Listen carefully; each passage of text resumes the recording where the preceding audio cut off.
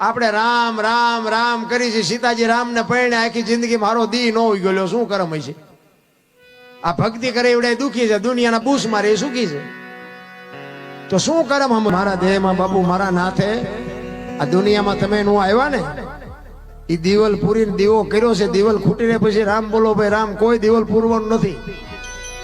સવારામ બાપાએ બાપુ વાણીમાં કીધું, જો તમારા મારો અત્યારે કોઈનો દેહ દુર્ગંધ નથી મારતો, એમાંથી એવું એક તત્વ નીકળી જાય ને બાપુ આ દેહ દુર્ગંધ મારી જતો હોય તો આપણે અત્યારે જોવું ન જોઈએ કે આ દેહ કોણ રાખે ચોખ્ખો. હરિદ્વાર વાળા કે સોમનાથ જવું છે, પાવાગઢ વાળા કે રણુજા જવું, તો સાચું ચા છે? હડિયા સીડ્યા આખી દુનિયામાં તમે જોવો તો. અમારે દ્વારા આ પ્રોગ્રામ પતે, અમારે તો સોરનો ને કલાકારનો બેનો એક ટાઈમ હોય, 3 વાગે 4 વાગે અમારો પ્રોગ્રામ પતે ને પછી અમારો દીકરો ગાડી હાંકતો હોય ને તો હું એને એમ કહું જાત્રા વાળા હેલા જાય રાતે ધ્યાન રાખજો ને કે આ ભજન ગાવામાં મેં કહું આપણે હલવાઈ ન જાય.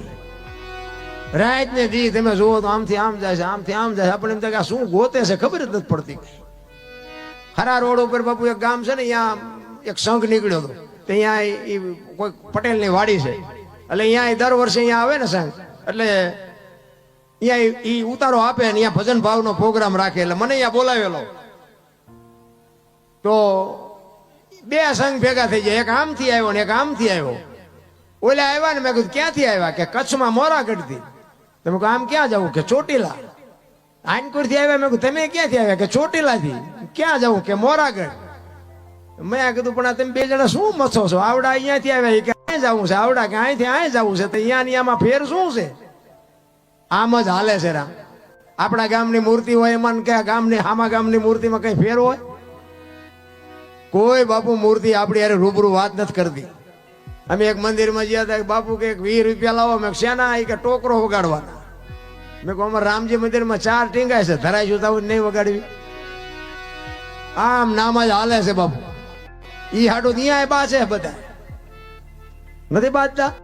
પૈસા ગણવાના માણા રાખવા પડે. તમે જોવો તો ખરા દુનિયા ઢગલા કરે.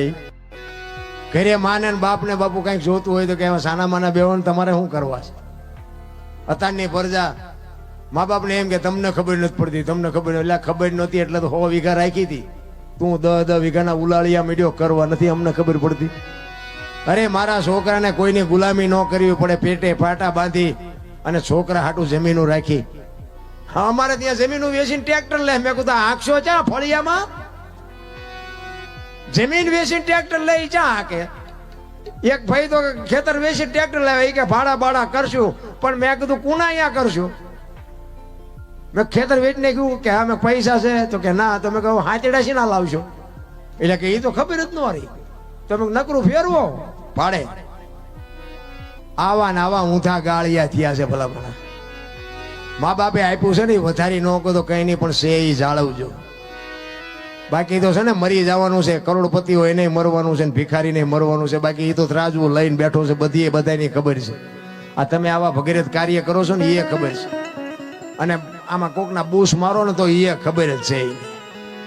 બાકી કરમની ગતિ છે ને મને બહુ ખબર નથી પડતી, પણ બધા કે કરમ આમ કરમ આમ કરમ આમ. હું એમ કહું કે આપણે રામ રામ રામ કરી છે, સીતાજી રામ ને પરણે આખી જિંદગી મારો દી ન હોઈ ગયો, શું કરમ છે? આ ભક્તિ કરે એવડે દુખી છે, દુનિયાના બૂસ મારે એ સુખી છે, તો શું કરમ સમજવું? અખિલ બ્રહ્માંડ નો માલિક કૃષ્ણ પરમાત્મા આખું વિશ્વ જેને બનાવ્યું હોય એને ખબર ન હોય કાંઈ દેશ તો ભીલ મન બાણ મારશે ને ખબર ન હોય.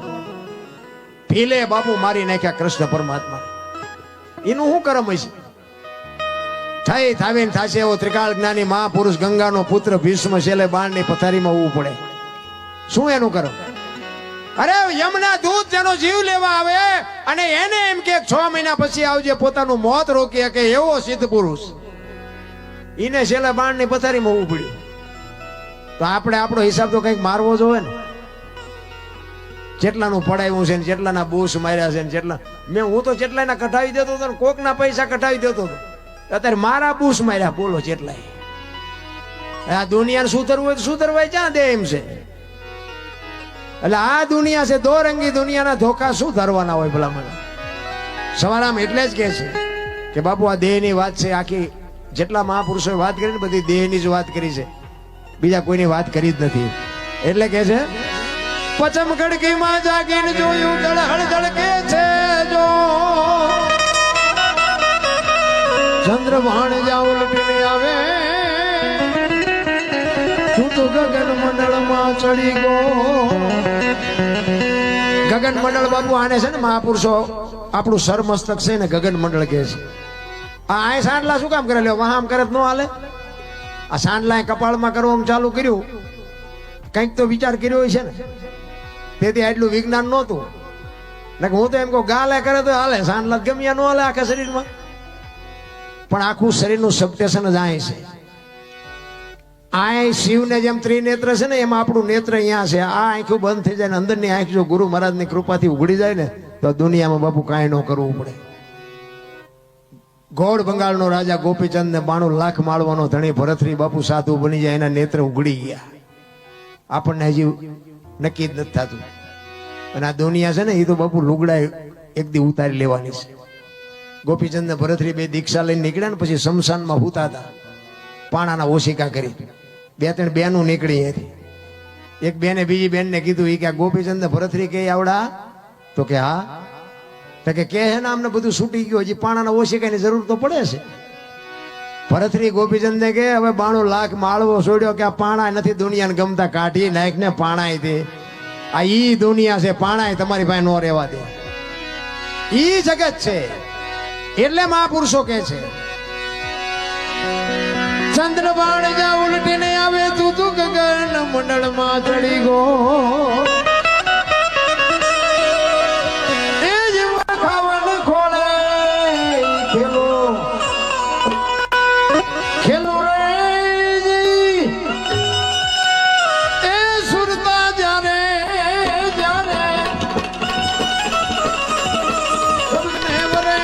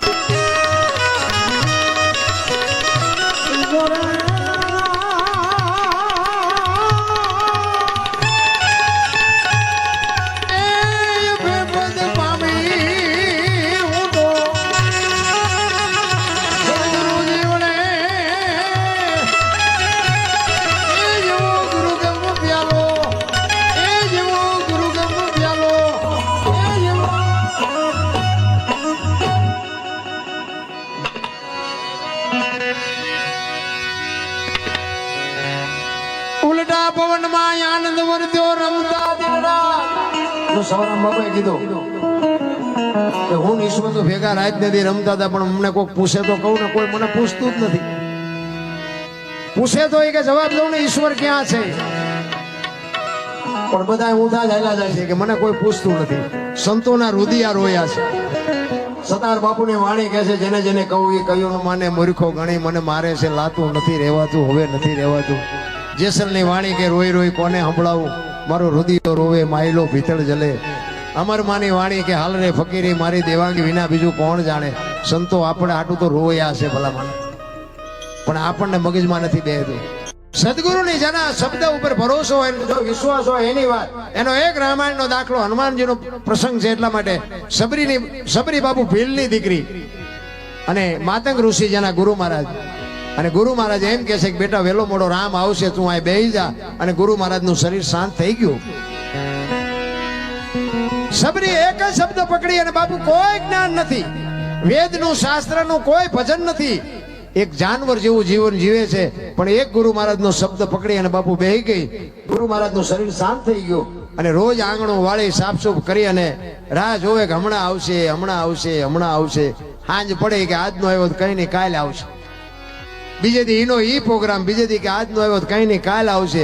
એ ચાંદીના વાળ થઈ ગયા 70-80 વર્ષની ઉંમર થઈ સબરી વિચાર કરે કે રામ હજી ન આવ્યા મારું શરીર વ્રત દેખાતું નથી કાને સંભળાતું નથી મારા ગુરુને પૂછવાનું ભૂલી ગઈ કે રામ કેવું વાહન લઈને આવશે કેવા કપડા પહેર્યા છે કયા રસ્તેથી આવશે આ તો મેં કઈ પૂછ્યું જ નથી રામ નહીં આવે એ નહીં આવે એમ કે અંદરથી અવાજ આવે કે મારો ગુરુ બોલ્યો એ કોઈથી ખોટું પડે નહીં કેવડો ગુરુ મહારાજ ઉપર ભરોસો હશે અને રામ ને લક્ષ્મણ સીતાજીની શોધ કરવા માટે નીકળ્યા ને ઈ મલક આવ્યો ને પ્રકૃતિ રામનું ભજન કરતી હતી ભાઈ ઝાડવાના પાંદડામાંથી રામ રામ રામ શબ્દ બોલતા હતા લક્ષ્મણ રામને પૂછે છે ભાઈ આ કેવો મલક આવ્યો આ તો પ્રકૃતિ તમારું ભજન કરે છે તો કે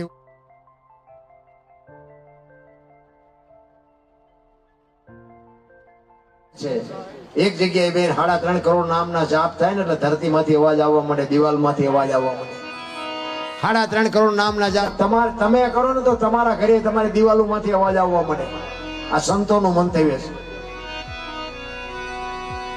લક્ષ્મણ ને રામ કહે છે કે જાતો એ ઝૂંપડીમાં એ બાઈ બેઠી શું કરે છે અને લક્ષ્મણ અહીંયા ગયો ને ભાઈ શેષ નાગનો અવતાર પણ સબરીની ભક્તિ જોઈને ધ્રુજી ગયો ભાઈ હા એ કે મારા ભાઈની વાય આને ઓળખોળ કરી નાખી જિંદગી ચોથા આંસુ રડતી રડતી સબરી બાપુ હરવી હરવી ગાતી હતી શું ગાતી હતી ઠાકર મને તું મેલ માઠેલી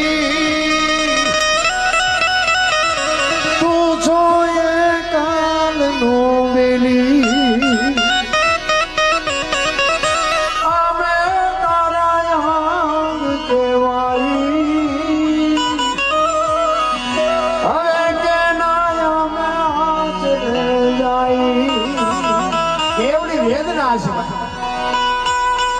કાલા ઘેલાય અમે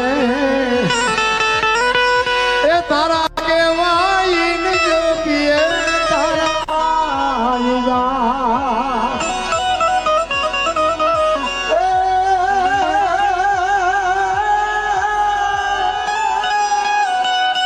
તારી હારે મારે જૂનો નાતો આપણે બધાય છે પણ આપણે ભૂલી ગયા સબરી કહે છે મારે તો તારી હારે પેઢીઓનો નાતો છે તારી હારે